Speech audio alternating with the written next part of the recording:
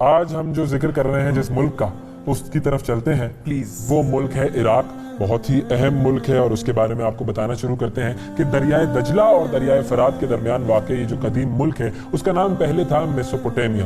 اور میسوپوٹیمیا جو ہے وہ یونانی زبان کا لفظ ہے جس کے معنی ہے دو دریاؤں کے درمیان. تو یہ دو دریاؤں کے درمیان ہے، دجلہ اور فرات کے دریاؤں کے درمیان ہے، اس وجہ سے اس کا نام میسوپوٹیمیا عراق ہے.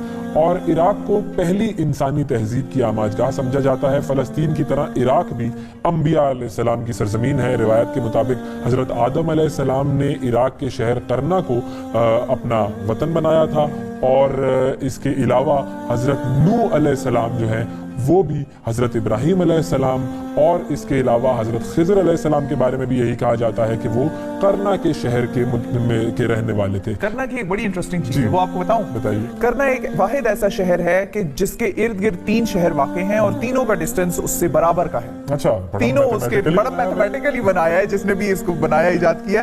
جو پہلا وہاں پر کرنا میں جو پہلی جو ان کی جو بھی ہے جو شہر ہے وہ ہے ان کا، آپ کو نہیں پتا کون کون سے شہر؟ بڑی مشکل نام ہوتے ہیں، میں ناموں کے معاملے میں کنفیوز ہو جاتا ہوں. چلے آپ انبیاء علیہ السلام کے نام جو ہے وہ جن کے اوپر میں نے ریسرچ کی ہے وہ بتا دیتا ہوں. شہروں کے نام شہروں کے نام میں ابھی آپ کو بتاتی ہوں، آپ کو مزید ڈسٹرب نہیں کرتی. میں بات کرتا ہوں حضرت نوح علیہ السلام کی، کہ ایک اور بڑا مشہور واقعہ جو کہ قرآن میں بھی اس کا ذکر ہے. حضرت نوح علیہ السلام کا جو اس زمانے میں جو طوفان آیا تھا وہ بھی اسی علاقے میں آیا تھا، اور حضرت نوح علیہ السلام نے اپنی کشتی بھی یہیں پر بنائی تھی. پھر کرنا شہر کی خصوصیت جیسا کہ آپ نے بتائی کہ 3 شہروں سے یہ فاصلے پر ہیں، ان کے نام آپ ہمیں بتائیے گا کہ کون سے یہ شہر ہیں. اچھا، عراق کے آثار قدیمہ کی بات کرتے ہیں. یہ جو آثار قدیمہ ہیں وہاں کے یہ ثابت کرتے ہیں کہ زمانہ قبل از مسیح میں یہاں پر لوگ باقاعدہ تہذیب رکھتے تھے، باقاعدہ یہاں پر ان کی زبان تھی اور ان کا مذہب بھی تھا.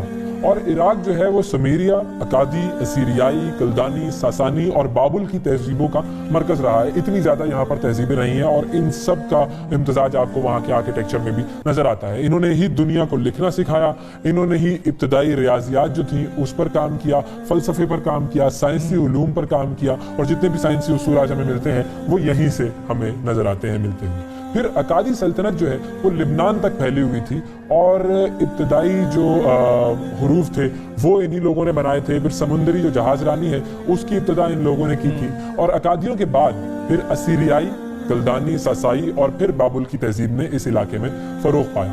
بابل جو ہے وہ موجودہ بغداد سے کوئی تقریباً 55 میل کے فاصلے پر آباد ایک قدیم شہر تھا، اور جو کہ سلطنت تھی بابل کی سلطنت اس کا دارالحکومت تھا، اور کلدانی سلطنت جو تھی یہ اس کا بھی دارالحکومت تھا. اور توریت کے مطابق حضرت آدم بابل میں رہتے تھے. جب قابیل نے حابیل کو قتل کر دیا تو آدم علیہ السلام سے ان سے ناراض ہو گئے، اور پھر اس کے بعد قابیل اپنے اہل و عیال کے ساتھ ارض بابل پر جو پہاڑ تھے وہاں چلا گیا، اور پھر اس جگہ کا نام بابل پڑ گیا جس کے معنی ہے فرقت یا جدائی. تو اس کے بعد کیا ہوا کہ جب حضرت ادریس علیہ السلام نبی مبعوث ہوئے تو قابیل کی اولاد نے ان پہاڑوں سے نیچے اتر کر بہت زیادہ فساد برپا کیا، اور حضرت ادریس علیہ السلام نے اللہ تعالیٰ سے دعا کی کہ اللہ تعالیٰ انہیں ایک ایسی سرزمین عطا کرے جس میں ارض بابل کی طرح یہ جو دریا ہے وہاں بہتا ہوا وہ موجود ہو.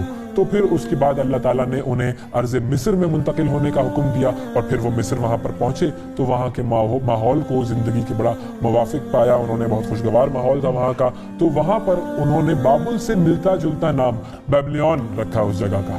تو وہ جو اس بیبلیون کا مطلب ہوتا ہے اچھی جدائی یا اچھی فرقت، یعنی کہ گڈ بائی جس کو ہم کہتے ہیں. گڈ بائی یا مشابہت رکھ سکتے ہیں، نام کہہ سکتے ہیں. بالکل ایک ایسی جدائی ہے جو کہ اچھی جدائی ہے. بالکل. پھر ہم بات کرتے ہیں 6 صدی قبل مسیح کی. اب یہ علاقہ جو ہے اگلے 400 سال کے لیے سائرس اعظم کے پاس چلا گیا، وہاں جو سلطنت فارس تھی اس کا حصہ بن گیا. اس کے بعد سکندر اعظم نے اس علاقے کو فتح کیا، اور پھر یہ 200 سال تک یونانیوں کے زیر حکومت رہا. یونانیوں کے بعد 7ویں صدی عیسوی تک یہاں پر ایرانیوں کا بھی راج رہا. تو یہ دیکھیں کتنی الگ الگ سیویلائزیشن سے جو کہ اس علاقے میں آتی ہیں. پھر 7ویں صدی عیسوی میں حضرت خالد بن ولید رضی اللہ عنہ نے عراق فتح کیا. حضرت علی رضی اللہ عنہ نے عراق کے جو علاقہ ہے کوفہ اس کو اپنا دارالخلافہ بنایا، اور حضرت علی رضی اللہ عنہ نے کوفہ میں ہی جام شہادت نوش کیا، اور آپ کا روضہ مبارک عراق کے شہر نجف میں ہے جو کہ کوفہ سے کوئی تقریباً 10 کلومیٹر کے فاصلے پر واقع ہے. اور دنیا کا جو سب سے بڑا جو قبرستان ہے وہ بھی نجف حضرت علی مولا علی رضی اللہ تعالیٰ عنہ کے جو بالکل قریب یعنی کہ ان کا جو مزار ہے اس کے قریب ہی واقع ہے، اور دنیا کا سب سے بڑا لوگ ادھر بھی زیارت کرنے جاتے ہیں. وہاں پر کہا جاتا ہے کہ وادی سلام اس کو کہتے ہیں. بالکل، کافی انبیاء کرام ہیں ان کی بھی قبریں موجود ہیں، اور وادی سلام اس قبرستان کا نام ہے. اور بڑی ڈاکیومنٹریز بھی بنی ہیں، اگر آپ انٹرنیٹ وغیرہ پر جائیں گے تو آپ کو نظر آ جائے گا. پراپر ڈاکیومنٹریز میں بڑے فیکٹس اینڈ فگرز کے ساتھ انہوں نے ایکسپلین کیا ہوا ہے کتنا فاصلہ ہے حضرت علی کے مزار سے اس قبرستان کا، لیکن بہت بڑا ہیوج. اچھا اوکے جی. تو یہاں پر بہت ساری ایسی معتبر ہستیاں ہیں جو کہ دفن ہیں. اور پھر جب ہم عراق کی بات کرتے ہیں تو کربلا کی بات نہ ہو ایسا ہو نہیں سکتا. واقعہ کربلا بھی عراق کی ہی سرزمین پر رونما ہوا تھا جب یزید نے اہل بیت پر ظلم و ستم کے پہاڑ توڑے تھے اور نواسہ رسول حضرت امام حسین رضی اللہ تعالیٰ عنہ اور ان کے گھرانے کو شہید کیا گیا تھا. یہ واقعہ ہم سب کے لیے ظاہر ہے ایک بہت ہی افسوسناک واقعہ ہے، لیکن وہ جو کہتے ہیں نا کہ اسلام زندہ ہوتا ہے ہر کربلا کے بعد، تو اسلام کو جو جاویدانی حیثیت ہے وہ اس واقعے کے بعد ملی تھی. اچھا، اور کچھ ایسی شخصیات ہیں جن کا تعلق اسی علاقے سے ہے، جیسے فقہ حنفی کے جو بانی جن کو کہا جاتا ہے امام ابو حنیفہ، یہ کوفہ میں پیدا ہوئے تھے. اور پھر اس کے علاوہ انہوں نے ظاہر بہت کام کیا، ان کے علم سے آج ہم سب مستفید ہوتے ہیں. پھر امام ابو حنیفہ کا جو مزار ہے وہ بغداد میں ہے. پھر اس کے علاوہ مشہور صوفی بزرگ شیخ عبد القادر جیلانی، ان کا جو مزار ہے وہ بھی بغداد میں ہی ہے. اور عرب مسلمانوں نے اموی اور عباسی سلطنت کی صورت میں یہاں پر حکومت کی تھی، اور عباسیوں نے بغداد کو پہلی مرتبہ اپنا دارالحکومت بنایا تھا. اور عباسی خلیفہ جو تھا منصور عباسی، اس نے اس شہر کی بنیاد رکھی تھی. ہارون الرشید اور مامون الرشید جیسے خلفاء جو تھے وہ یہاں پر بیٹھ کر پوری سلطنت چلاتے تھے. اور اسلامی سلطنت کا پایہ تخت ہونے کی وجہ سے یہ شہر ہمیشہ انتہائی اہمیت کا حامل رہا. تیل کے بھی بڑے ذخائر بالکل پائے جاتے ہیں، اور بڑے کانفلکٹ ہوتے ہیں. اور ہمیشہ جن ممالک میں بھی جنگ کا سما ہوتا ہے یا جن ممالک کو بھی اٹیک کیا جاتا ہے، جہاں پر بھی انویژنز ہوتی ہیں، اس کے پیچھے ناظرین یہ بات مائنڈ میں رکھیے کہ تیل کا ذخیرہ کہیں ہوگا تو امریکہ کی نظر اس ملک پہ ہوگی، ہمیشہ بری نظر ہوگی. تو یہ عراق کے ساتھ بھی یہ جو انفارچونیٹ واقعہ تھا وہ ہوا کہ جنگ کے باوجود انہوں نے خیر اپنے آپ کو بنایا. اور عراقیوں کے حوالے سے ان کی جو مہمان نوازی ہے وہ بڑی مشہور ہے. اور اس کے بارے میں آپ کو بتاتی ہوں کہ نجف سے کربلا کا جو فاصلہ ہے وہ ہے 85 کلومیٹر کے تقریباً درمیان میں وہ فاصلہ ہے. اور نجف سے مشی، اس ایکسرسائز کا نام ہے مشی کہا جاتا ہے، جب نجف سے جو زائرین ہیں وہ کربلا کی طرف پیدل جاتے ہیں. اور اس پورے 85 کلومیٹر کی جو بیلٹ ہے اس کا سفر کرنے میں پیدل آپ کو 3 دن لگتے ہیں. ظاہر ہے اب 3 دن آپ لگاتار تو چل نہیں سکتے، تو آپ نے کہیں قیام بھی کرنا ہوگا. تو جب بھی یہ زائرین جاتے ہیں، لاکھوں کی تعداد میں زائرین جاتے ہیں، اور وہاں کے جو لوکل لوگ ہیں یعنی کہ جو عراقی وہاں پر بسنے والے ہیں اس بیلٹ کے درمیان بھرپور طریقے سے ویلکم کرتے ہیں زائرین کا. وہاں پر رہنا، کھانا پینا سب کچھ مفت ہوتا ہے. اور 3 دن وہاں پر وہ سارے سٹال، سارے کھانے پینے اویلیبل ہوتے ہیں. اور جیسے ہی جہاں پر بھی کوئی فیملی قیام کرنے کے لیے رکے گی، بچے اور عورتیں جو ہیں وہ ان کی طرف لپکتے ہیں، اپنے گھروں سے باہر نکل آتے ہیں، ان کا رہائش ہر چیز فری ہوتی ہے، اور ان کی باقاعدہ پاؤں دباتے ہیں کیونکہ چلنے کا سفر ہے اور بڑا لمبا سفر ہے. آپ کو ظاہر ہے درد بھی ہوتا ہے. اور اس کے بعد ایرانیوں نے بھی عراقیوں سے یہ چیز سیکھی کہ اس طرح سے خیال رکھا جانا چاہیے زائرین کا. تو پھر ایرانی بھی جو ہیں، اب جب آپ پاکستان سے تافتان کے تھرو جاتے ہیں ایران میں زیارت کرنے کے لیے، تو ایرانی بھی جو ہیں وہ بھی اسی طرح فروٹس کے اور پھل فروٹ کے جو سٹالز ہیں لگا دیتے ہیں، اور زائرین کے لیے وہ بھی مفت ہوتا ہے. اسی لیے تو کہتے ہیں نا، وہ علامہ اقبال نے کہا تھا نا، ایک ہو مسلم حرم کی پاسبانی. تو سارے مسلمان جو ہیں وہ ایک ہو جاتے ہیں، ایک دوسرے سے محبت کا درس دیتے ہیں، ایک دوسرے کی خدمت کا درس دیتے ہیں. ہم بات کر رہے تھے عباسیوں کے دور کی. تو عباسیوں کے دور میں بغداد علم اور ادب کا مرکز تھا. دنیا بھر کے اہل علم دانشور لوگ یہاں پر آتے تھے، علم کی پیاس بجھاتے تھے.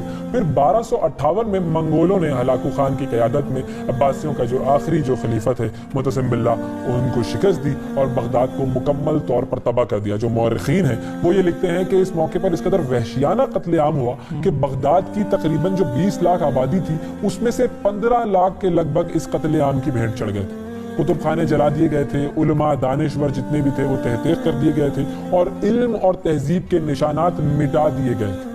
پھر 16ویں صدی عیسوی میں عراق عثمانیہ سلطنت کے زیر حکومت چلا گیا. اس کی یہ حیثیت جنگ عظیم اول تک قائم رہی، اور اس کے بعد پھر برطانیہ نے یہاں پر قبضہ کر لیا تھا، اور انگریزوں نے کوئی 1932 میں اس جگہ کو آزادی دی، اور حکومت جو ہے وہ یہ پھر چلے گئی امیر فیصل کو، اور ترکوں کے خلاف جنگ لڑنے کے معاوضے کے طور پر یہ جگہ دے دی گئی تھی. پھر 14 جولائی 1958 کو عراقی بریگیڈیئر جنرل عبد الکریم قاسم جو تھے، انہوں نے इराक में फौजी इनकलाब बर्पा किया और बादशाहत ख़त्म कर दी और उन्होंने फिर इराक को जमहूरिया करार दे दिया। और फिर 1979 में सद्दाम हुसैन मुल्क के सदर बने और सद्दाम हुसैन ने 1980 में ईरान और 1990 में कुवैत पर हमला किया। बड़ी मशहूर जंगें हैं। अब इन जंगों का नुकसान ज़ाहिर है इराक को भी हुआ, बहुत नुकसान हुआ, होता है, कौमों को होता है, बिल्कुल। और फिर एक और बड़ी जंग वहां पर हुई जिसके बारे में आपने जिक्र भी किया कि 11 सितंबर 2001 के वाक़ये के बाद अमेरिका ने इराक पर इल्ज़ाम लगाया कि यहाँ पर वेपन्स ऑफ मास डिस्ट्रक्शन है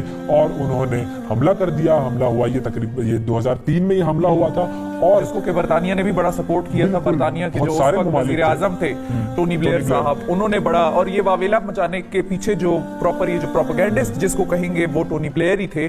और बाद में उनके हवाले से जो एक खबर आई उसने तो हैरान कर दिया लोगों को, क्योंकि उसमें उन्होंने कहा कि मुझसे गलती हो गई। क्योंकि वो प्रूव नहीं कर सके, हमला करने के बावजूद वो प्रूव नहीं कर सके, नहीं मिले, तो उन्होंने कहा कि मुझसे गलती हो गई थी एंड आई एम सॉरी। ये वर्ड्स थे। लाखों लोग मार दिए, I am sorry, no problem, होता है ये तो, मतलब इसमें क्या प्रॉब्लम। का सदर लटका दिया, उसको फांसी, लोगों को मार दिया, लाखों लोगों को मार दिया, उनकी मुल्क तबाह कर दिया, और आपने सिर्फ एक वर्ड बोला, आई एम सॉरी। तो ये जो है मुसलमानों के हवाले से हमेशा जो वेस्टर्न वर्ल्ड है उनको तकलीफ हमेशा ये रहती है और यही हम पर इल्ज़ाम लगाया जाता है। जब भी मुसलमान किसी मुल्क में अगर कोई हमला करना चाहेगा तो उस पर यही इल्ज़ाम होगा कि भाई दहशतगर्दी फैला रहे हैं या वेपन्स ऑफ मास डिस्ट्रक्शन है या न्यूक्लियर डील जो है वो हमारे हिसाब से नहीं चलती। हालांकि आप खुद उस न्यूक्लियर डील से निकल जाते हैं, मतलब अपना डिसीजन लेके, बाकी किसी स्टेक होल्डर से पूछते नहीं है और आप आहिस्ता से विड्रॉ कर लेते हैं उस न्यूक्लियर डील से, जैसा कि ईरान के साथ हो रहा है। अपने फायदे के लिए सारी दुनिया को बर्बाद कर दो और उसके बाद कहो कि हम दुनिया के सबसे बेहतरीन लोग हैं। एंड आई एम सॉरी, बिल्कुल। तो बहरहाल सद्दाम हुसैन को जैसे आपने जिक्र किया कि फांसी चढ़ा दी गई। सद्दाम हुसैन की जो फांसी थी उसके बाद पूरे मुल्क में जिस तरीके से फसादात हुए हैं, फिर वाराना फसाद भी हुए और उसके बाद जो इलाका जो था वहाँ का शुमाली इलाका वो फिर दाइश ने अपने कब्जे में ले लिया। पूरा ये इलाका खाना जंगी का एक्सपोज हो गया ना, वो एक्सपोज हो गया। वहाँ पर कोई लॉ एंड ऑर्डर नहीं था, कोई स्टेट नहीं थी।